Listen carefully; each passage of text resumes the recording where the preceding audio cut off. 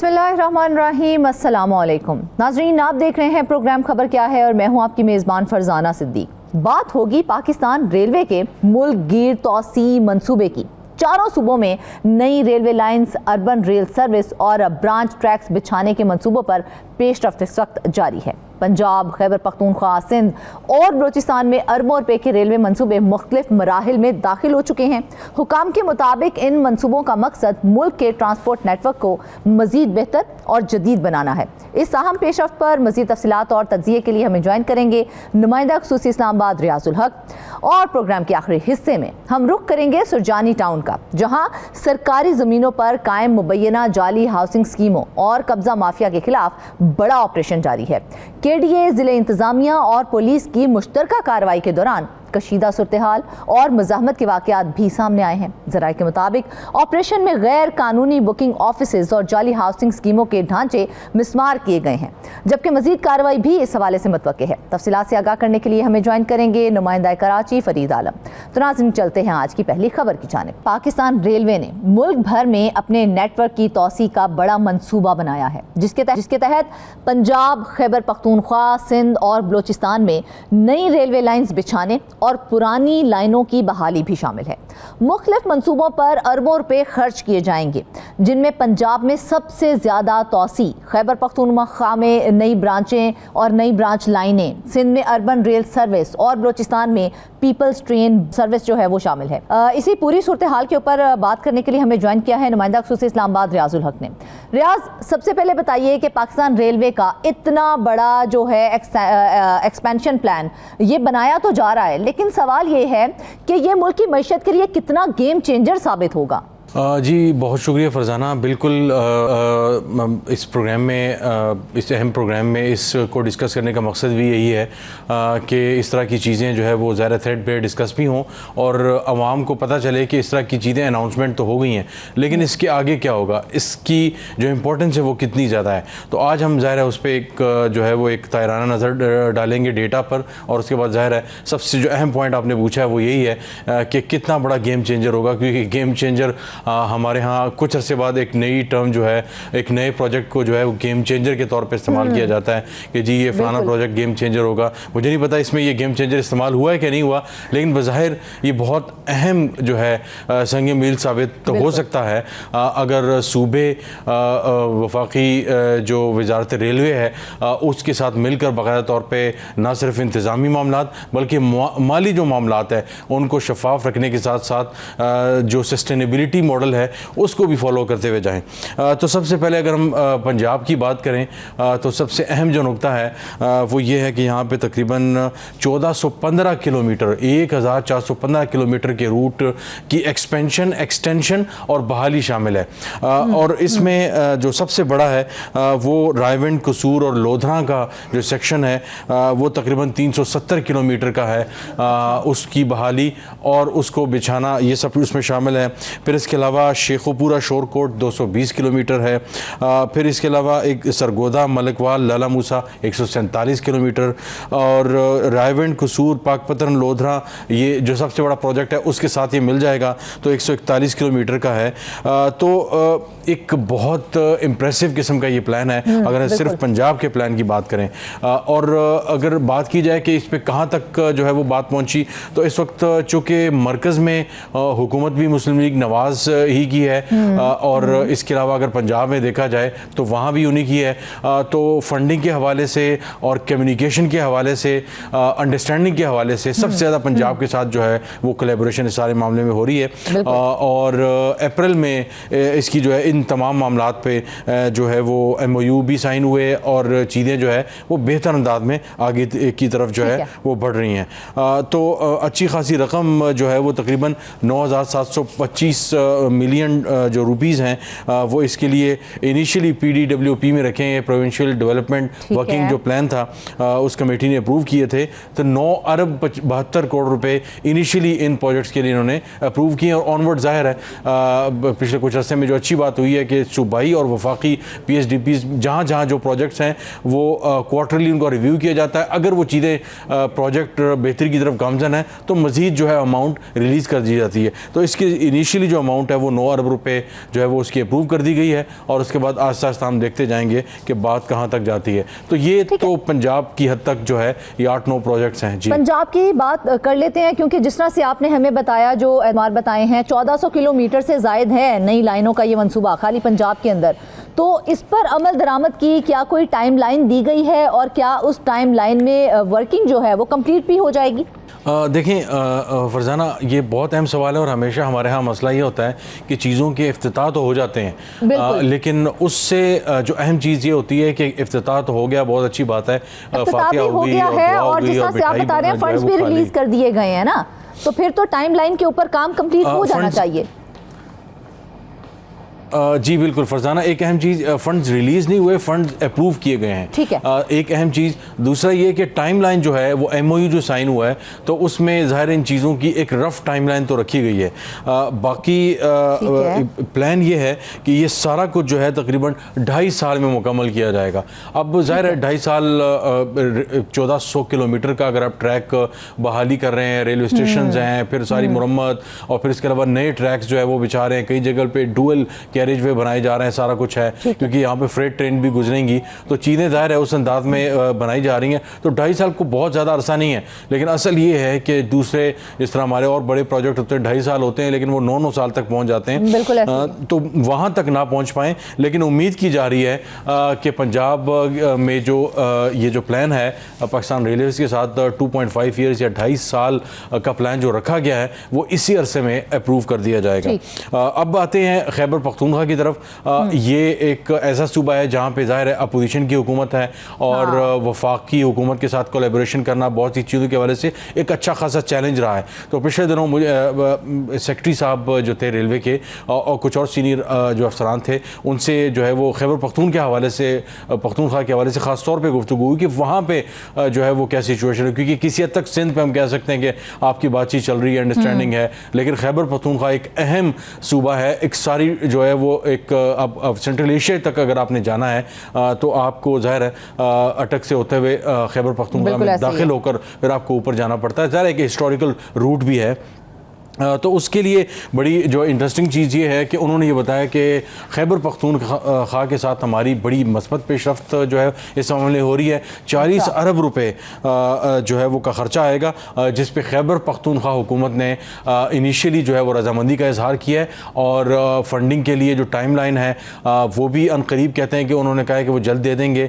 और इसके अलावा उन्होंने इन तमाम जो अब हम डिस्कस करने वाले हैं, मिसाल के तौर पर 65 किलोमीटर के हवाले से एक जो इबहम है, क्योंकि अगर थोड़ा सा माजी के झरोकों से देखा जाए ना, तो खैबर पख्तूनख्वा में हमने देखा है कि फ़ंड्स मुख्तस भी किए जाते हैं, फ़ंड रिलीज़ भी कर दिए जाते हैं, लेकिन मंसूबे जो है ना वो मुकम्मल नहीं होते हैं। तो अब जब अरबों रुपए के मंसूबों के बावजूद देखा जाए, तो माजी की तरह क्या ये मंसूबा भी ताख़ीर का शिकार तो नहीं हो जाएगा कहीं?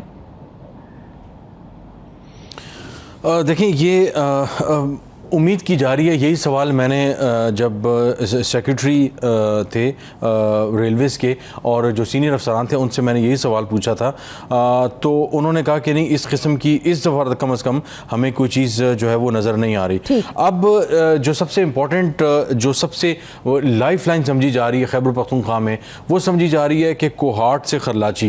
अपने हमारे बहुत से नाजरीन जो जोग्राफी के हवाले से ज़ाहिर है बहुत से दूर दराज इलाकों का पता ना हो, तो खरलाची का जो इलाका है वो अफ़गानिस्तान से मुत्तसिल जो एक बॉर्डर क्रॉसिंग है वो कहलाती है, और आगे खोस्त और जो है वो काबुल से कुछ फासले पे जो है वो गजनी से भी कुछ किलोमीटर के फासले पे ये इलाका है। और ये बनू कोहाट ये सारा रास्ता, और फिर एक और इंटरेस्टिंग बात कि इस्लामाबाद से रावलपिंडी जो रेलवे स्टेशन है यहाँ से कोहाट के लिए रोज़ाना जो है वो ट्रेन आती और जाती है। तो यहाँ से इसका मतलब ये हुआ कि जब रावलपिंडी की तरफ से जब ट्रेन, जो फ्रेट ट्रेन और जो सवारियों की ट्रेन और दूसरी जो ट्रेन सर्विस कोहाट के रोड पे जाएगी और फिर उसके बाद खरलाची तक जाएगी, जो अफगानिस्तान के साथ मुल्का बॉर्डर है, बॉर्डर क्रॉसिंग का इलाका है, वहाँ तक जाएगी। तो आप समझे कि जो ये कोहाट वाला रूट है, यहाँ से एक जो है वो रूट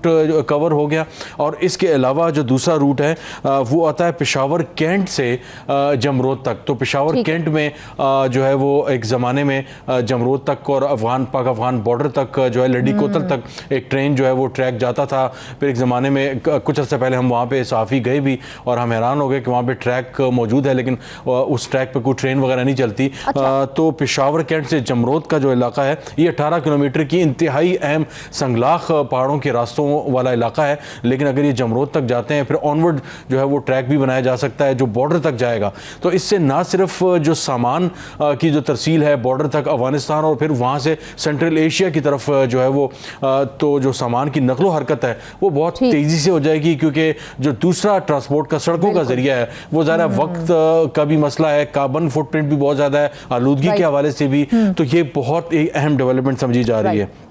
फिर इसके अलावा एक अहम रूट है मर्दान चारसद्दा। ये एक बहुत अहम रूट है जिसको कई मरतबा अवाम ने लोगों ने कहा कि इस रूट को जो है वो एक्टिवेट किया जाए, तो इसको भी एक्टिव किया जा रहा है। और इसके अलावा जहांगीरा रोड पेशावर नौशहरा से पेशावर का जो रूट एक अरसे से 62 किलोमीटर का तकरीबन ये बनता है जहांगीरा का इलाके से। तो ये चंद रूट ऐसे हैं जिसके लिए 40 अरब रुपये मुख्तस किए गए हैं और वफाक और जो सूबाई हुकूमत है इस मामले पर एक पेज पे है, सेम पेज पे है। तो ये एक बड़ी डेवलपमेंट है पंजाब के बाद जो खैबर पख्तूनख्वा है उसके हवाले से भी इस प्रोजेक्ट पे इंतहाई जो मस्बत है वो डेवलपमेंट जो है वो हमारे सामने आ रही है। इनके ऊपर वर्किंग हो जाती है तो नो डाउट हम कह सकते हैं कि ये गेम चेंजर बिलाशुबा होगा।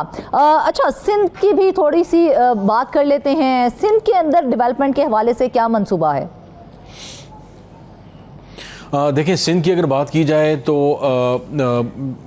ज़रा काफ़ी तनकीद का सामना रहता है और हमारे अक्सर जो सिंध के सहाफ़ी दोस्त भी हैं वो अक्सर जब पंजाब की तरफ और खैबर पख्तूनख्वा वगैरह शहरों में जब जाते हैं तो वो देखते हैं कि यहाँ का जो इंफ्रास्ट्रक्चर है वो हमारे कराची के सिंध के इंफ्रास्ट्रक्चर से बहुत ज़्यादा डिफरेंट है और मतलब बहुत बेहतरी आनी चाहिए कराची में, लेकिन नहीं आती। वो गिले शिकवे ये करते पाए जाते हैं, सोशल मीडिया पर भी हम देखते रहते हैं कि जो सिंध हुकूमत जो सिंध अवाम है सिंध के वो भी गिले शिकवे करते पाए जाते हैं। बज़ाहिर इस वक्त जो हमारे सामने है प्लान है सब अर्बन रेल सर्विस 44 अरब रुपए इसके लिए रखे गए हैं। ज़ाहिर एक बहुत बड़ा प्रोजेक्ट है और अगर उसको देखा जाए उसको दो हिस्सों में तकसीम किया गया है। एक है कोटरी दादू से लाड़काना, फिर हबीब कोट से जैकपाबाद और शिकारपुर और फिर रोहड़ी की तरफ। ये तकरीबन 434 किलोमीटर का जो ट्रैक है ये इलाका है ये उसको कवर करेगा। और इसके अलावा इस में कुछ ऐसे इलाके आते हैं जहाँ पे उसको अपग्रेड करने की ज़रूरत है,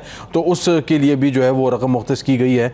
तकरीबन 23 अरब रुपए उसके लिए रखे गए हैं। फिर इसके अलावा तकरीबन 20 अरब रुपए इसके पार्ट 2 पे रखे गए हैं जो 300 किलोमीटर का है, वो है हैदराबाद से मीरपुर ख़ास और फिर मारवी और फिर बदीन की तरफ।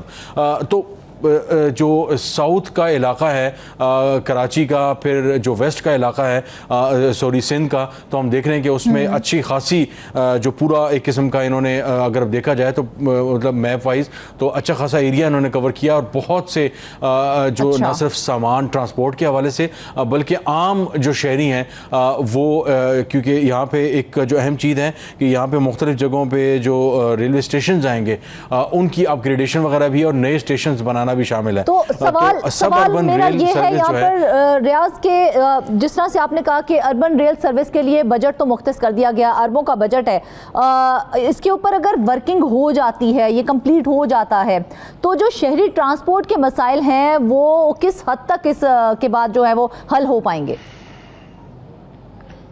जी बिल्कुल, ये बड़ा इम्पोर्टेंट सवाल है और आगे मेरा नुक्ता यही था जब आप सवाल पूछ रही थी कि न सिर्फ गुड्स ट्रांसपोर्ट वाला जो सिलसिला एक हमेशा से जब रेलवेज़ की पार्लियामेंट में डिस्कशंस होती हैं, कमेटीज़ की मीटिंग होती हैं, तो एक नुक्ता बार बार ज़ेर बहस आता है कि ये रोड्स बनाई गई थी कि ये they would lead towards the जो रोड्स के ट्रैक हैं ये जाएंगे रेलवे स्टेशन की तरफ, लोगों को लेके जाएंगे देहात और शहरों से रेलवे स्टेशन की तरफ। लेकिन यहाँ पे उल्टा काम हो गया कि हमारी जो रोड सर्विस हैं उन्होंने मेन जो है वो बोझ संभालना शुरू कर दिया और हमें हर साल अरबों जो है रुपीस जो है वो इस पे लगाने पड़ते हैं कि हमारी मोटरवेज, हमारी हाईवेज और जो कनेक्टिंग जो हाईवेज हैं उन पे पैसे लगते हैं क्योंकि वहाँ पे बहुत ज़्यादा ज़ाहिर हैवी जो है लोड का एक्सेल का जो लोड है वो शदीद किस्म का होता है। हमारे यहाँ बहुत ज़्यादा रूल्स हैं। जी, तो अब इसमें उम्मीद ये की जा रही है कि एक तो जो ट्रांसपोर्ट और गुड्स वाला सिलसिला है, इस सिंध जो सब अर्बन रेल सर्विस है, तकरीबन 44 अरब रुपए का जो ये प्रोजेक्ट है, तो इससे न सिर्फ ये बेहतर होगा बल्कि आम लोगों का जो एक बड़ा चैलेंज रहता है, क्योंकि पब्लिक ट्रांसपोर्ट पूरी दुनिया में जो है वो रेल सर्विस एक अहम बैकबोन के तौर पे देखा जाता है। और अगर हम देखें न्यूयॉर्क में, लंदन में, हम बाकू चले जाएं और इसी तरह जो बड़े बड़े जो दुनिया के कामयाब शहर हैं, फ्रांस वगैरह में देख लें, तो वहाँ पे अभी अंडरग्राउंड ट्रेन हमें नज़र आती है, ओवरग्राउंड हमें ट्रेन नज़र आती है, लाइट रेल्स नज़र आती हैं।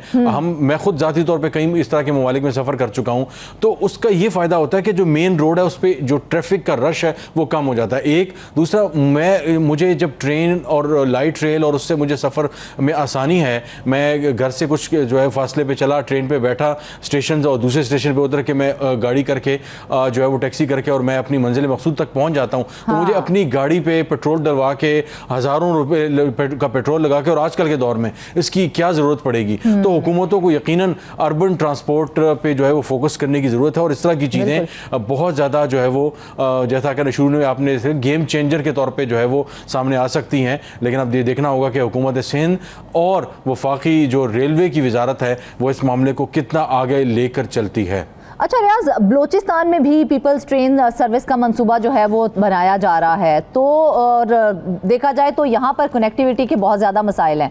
तो इस मंसूबे के बाद क्या वाकई सूबे की कनेक्टिविटी बेहतर हो पाएगी, या फिर सिर्फ एक नुमाइशी कदम है जो कि देखने को मिलेगा हमें? देखें, बलूचिस्तान ज़ाहिर है वहाँ के जो टेरेन है, वहाँ के चैलेंजेस है, और वो जो जियो स्ट्रेटेजिक लोकेशन के हवाले से चैलेंजेस कह लें, और इंतज़ामी हवाले से देख लें, गवर्नेंस के हवाले से देख लें, तो हमेशा एक जो है वो एक चैलेंज्ड जो है वो प्रोविंस के तौर पे रहा है, और हमेशा बहुत सी चीज़ों में जो है उन्हें मसाइल रहे हैं। लेकिन जो पीपल्स ट्रेन सर्विस जो हमारे सामने ये ड्राफ्ट मौजूद है, और अच्छा खासा ज़ख़ीम जो है वो डॉक्यूमेंट है, बज़ाहिर बहुत ज़ाहिर पावरफुल जो है वो, तकरीबन जो इसके लिए 2 अरब रुपए रखे गए हैं जो इनिशियल प्रोजेक्ट है। फिर सिविल सवर के लिए इसके लिए तकरीबन 1 अरब रुपए यानी 1493 जो है मिलियन रुपए रखे गए हैं। फिर इसके अलावा जो इस साल फरवरी में टाइम बड़ा लिमिटेड है हमारे पास, लेकिन एक बड़ा अहम सवाल, मुझे सिर्फ इसका जवाब दे दीजिए, क्योंकि इतने बड़े मंसूबे हैं, उनके लिए फंडिंग का इंतज़ाम किस तरह से किया जा रहा है, और क्या ये मुकम्मल तौर पर गवर्नमेंट फंडेड होगा? जी बिल्कुल, ये 100% तौर पे गवर्नमेंट फंडेड इस तौर पे है कि एक वफाकी वजारत रेलवे है, और रेलवे जो है सूबों को मतलब कि साथ मिल के 18वीं तरमीम तो हो गई है, लेकिन वफाकी जो वजारत रेलवे है वो चीज़ों को देखती है, और चीज़ों को यहाँ से देखती है और सूबों के साथ एक कोलैबोरेशन करती है। तो सूबों की फंडिंग मेन एक असल चीज़ है, क्योंकि हर चीज़ को जो वजारत जो रेलवे है वो नहीं करती। लेकिन उम्मीद की जा रही है अब तक जो चीज़ें हमारे सामने हैं कि वफाक के साथ सारे सूबे कोलैबोरेट कर रहे हैं और अच्छी चीज़ें सामने आ रही हैं, और उम्मीद की जा रही है कि खैबर पख्तूनख्वा, पंजाब, सिंध और बलूचिस्तान के अगर ये जो है पाया तकमील तक पहुँच गए मंसूबे, तो मेरा ख्याल है रेलवे की हिस्ट्री में ये एक बहुत बड़ा जो है वो नो डाउट एक गेम चेंजर साबित होगा। नाजरीन, पाकिस्तान रेलवे का ये मंसूबा बज़ाहिर तरक्की और कनेक्टिविटी की एक बहुत बड़ी कोशिश है, लेकिन असल इम्तिहान इसके अमली नफाज में है। अब देखना यह है कि आया ये मंसूबे वाकई ही मुल्क में ट्रांसपोर्ट के निज़ाम को बदल पाएंगे, या फिर माजी की तरह ये भी कागजी प्रोजेक्ट्स ही बनकर रह जाएंगे। वापस आएंगे एक ब्रेक के बाद। वेलकम बैक नाजरीन। अब हम आपको बताएंगे कि सुरजानी टाउन कराची में सरकारी ज़मीनों पर कब्जा माफिया के खिलाफ KDA, ज़िले इंतज़ामिया और पुलिस ने मुश्तरका ऑपरेशन शुरू कर दिया है, जिसमें 100 एकड़ अराजी वागुजार कराने की कार्रवाई की गई है। ऑपरेशन के दौरान कब्जा माफिया की जानिब से शदीद मुज़ाहमत, पथराव और फायरिंग भी की गई। ताहम हुकाम की मुदाखलत के बाद कार्रवाई दोबारा शुरू हुई। तहकीकात के मुताबिक सैकड़ों एकड़ सरकारी ज़मीन पर जाली हाउसिंग स्कीमें और गोट कायम किए गए हैं, जिनमें मुबैना तौर पर KDA अफसरान की मिली भगत भी शामिल है। मजीद इस बारे में बताने के लिए हमारे साथ मौजूद हैं कराची फरीद आलम। फरीद, सबसे पहले तो ये बताइए, ये जो डिटेल्स हमने अपने नाजरीन के साथ शेयर की हैं, सुरजानी टाउन में सरकारी ज़मीनों पर इतने बड़े पैमाने पर कब्जा आखिर किसकी सरपरस्ती में होता रहा है? जी बिल्कुल, कराची का इलाका है सुरजानी टाउन, एक बहुत बड़ी स्कीम 41 है ये ज़ियाउल हक साहब के दौर में शुरू की गई थी लो कास्ट हाउसिंग प्रोजेक्ट के लिए। जो मुतवस्सित और गरीब तबके के लोग थे उनको सस्ते मकानात दिए जाते थे। वक्त और हालात के साथ साथ जब निज़ाम की तब्दीलियाँ होती रहीं तो गुज़िश्ता 15 बरसों के दौरान जब मुसलसल जो कराची की जो बल्दियाती निज़ाम है उस पर तब्दीलियाँ करके नए से नया निज़ाम बनाया गया, तो इस दौरान 15 साल के दौरान जो है सुरजानी टाउन की तकरीबन 500 से ज़्यादा एकड़ ज़मीन है जो कब्ज़ा कर ली गई है। इन कब्ज़ा करने के बाद इन ज़मीनों को पहले तो एक दौर में यहाँ पर चाइना कटिंग की गई। जब चाइना कटिंग का दौर ख़त्म हुआ, नया सेटअप आया 2013 के बाद, एक बार फिर जो है सिंध के बल्दियाती निज़ाम में तब्दीली करके KDA को KMC से अलहदा कर दिया गया। तो उसके बाद इन 15 सालों के दौरान तकरीबन 375 एकड़ से ज़ायद ज़मीन है जिसके ऊपर मुख्तलिफ जाली गुट बनाए गए, जाली हाउसिंग स्कीमें बनाई गई और ये ज़मीन कब्ज़ा करने के बाद अरबों रुपए मालियत की ये ज़मीन है गरीब और मासूम लोगों को फ़रोख्त कर दी गई, जिसको खाली कराने के लिए KDA की जानिब से मुतअद्दिद मरतबा नाकाम ऑपरेशन किए गए। KDA आज तक ये ज़मीन खाली नहीं करा पाया।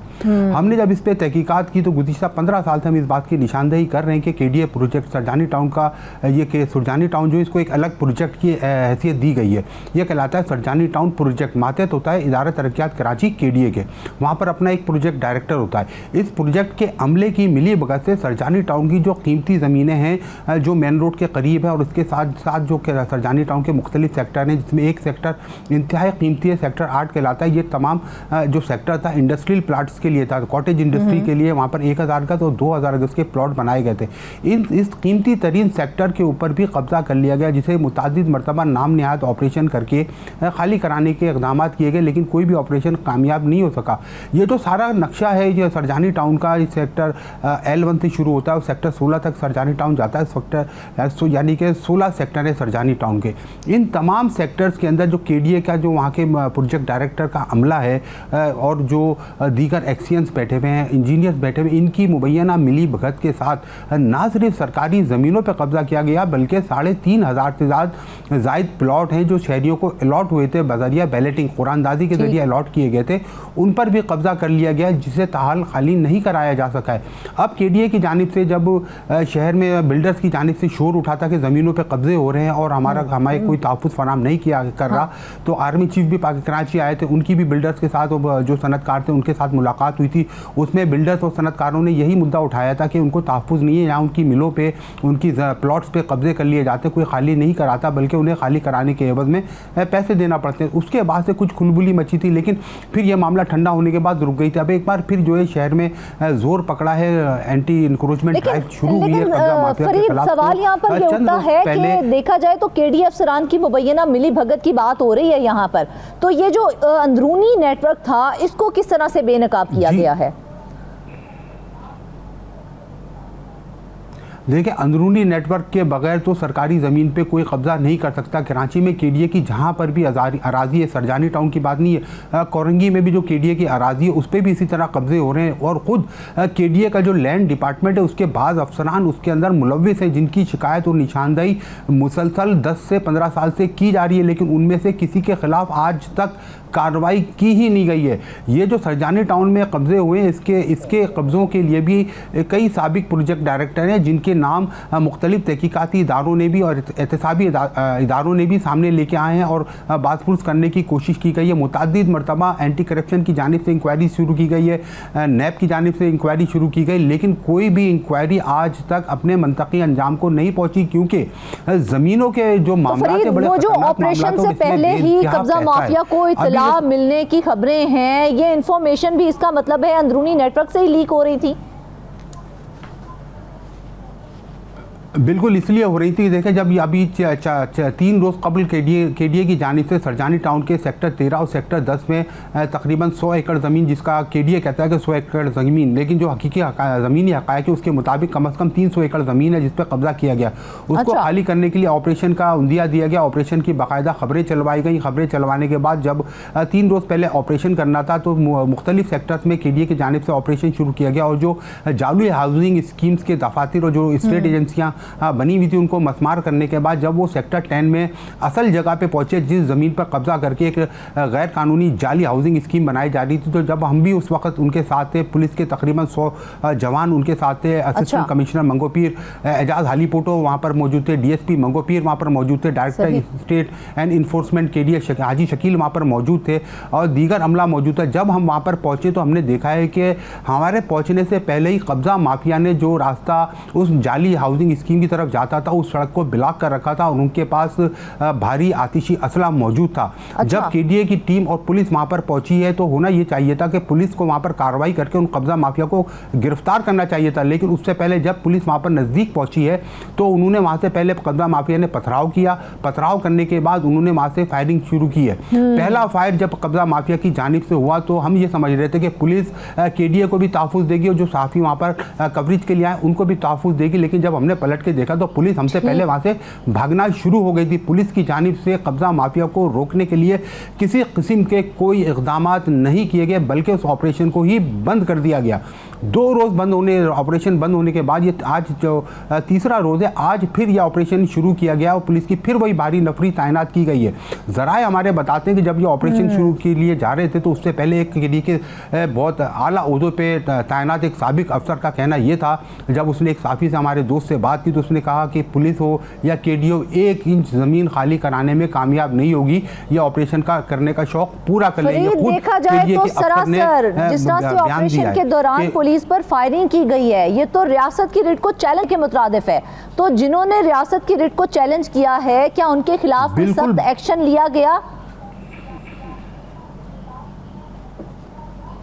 कोई एक्शन नहीं लिया गया। जब ये फायरिंग शुरू हुई है तो मैंने खुद जाके असिस्टेंट कमिश्नर और वहाँ पर जो मौजूद SHO सरजानी टाउन थे उनके पास मैं गया, DSP मंगोपीर के पास मैं गया। मैंने उनसे कहा सर ये सामने से बराह रास्त पुलिस के ऊपर फायरिंग कर रहे हैं, रिट को चैलेंज कर रहे हैं हुकूमत की, तो आप इनको रोकने के लिए कार्रवाई क्यों नहीं करते? तो उनका कहना ये था कि भाई हम मजबूर हैं, हमें ऊपर से इजाज़त नहीं है जवाबी फायरिंग करने की या इनके खिलाफ किसी बड़ा एक्शन लेने की। जब हमें इजाज़त मिलेगी तो हम इन पे कार्रवाई करेंगे। रियासत की रिट को चैलेंज करके चला जाए लेकिन उनके खिलाफ कोई एक्शन नहीं लिया जाएगा।